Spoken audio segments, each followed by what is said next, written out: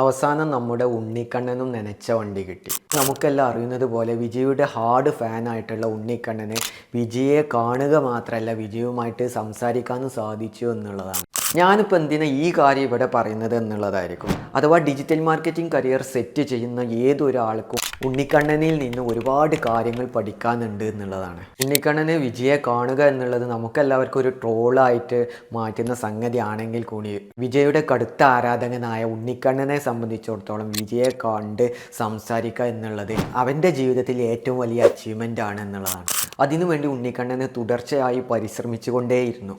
അതേപോലെ തന്നെ digital marketing career choose ചെയ്യുന്ന എല്ലാവരോടും എനിക്ക് പറയാനുള്ളത് തുടർച്ചയായിട്ടുള്ള പരിശ്രമത്തിലൂടെ മാത്രമേ ഡിജിറ്റൽ മാർക്കറ്റിംഗ് കരിയർ ഉയർന്ന തലത്തിലേക്ക് നിങ്ങൾക്ക് കൊണ്ടുപോകാൻ സാധിക്കുകയുള്ളൂ എന്നുള്ളതാണ്.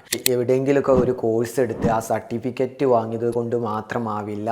അതേപോലെ തന്നെ ഉണ്ണിക്കണ്ണന് വിജയെ കാണുക എന്നുള്ളത് ഒരു പ്ലാനിങ് മാത്രമല്ലായിരുന്നു, അത് നടപ്പിലാക്കാൻ വേണ്ടിയിട്ട് അതിനു വേണ്ടി പരിശ്രമിച്ചു കൊണ്ടേ ഇരിക്കുക എന്നുള്ളതാണ്. അപ്പോൾ ഒരു ഡിജിറ്റൽ മാർക്കറ്റിനെ സംബന്ധിച്ചിടത്തോളം ഒരു കാര്യം പ്ലാൻ ചെയ്തിട്ടുണ്ടെങ്കിൽ ചലഞ്ചസ് ഒന്നുണ്ടാവും. അപ്പോൾ നമ്മളെ ചലഞ്ചസ് ഫൈൻഡ് ഔട്ട് ചെയ്ത് അതിൻ്റേതായ സൊല്യൂഷൻസ് കണ്ടെത്തി ആ ചലഞ്ചസ് ഓവർകം ചെയ്ത് നമ്മൾ എന്താണോ പ്ലാൻ ചെയ്തതുണ്ടെങ്കിൽ അത് എക്സിക്യൂട്ട് ചെയ്യാൻ ശ്രമിക്കുക എന്നുള്ളതാണ്.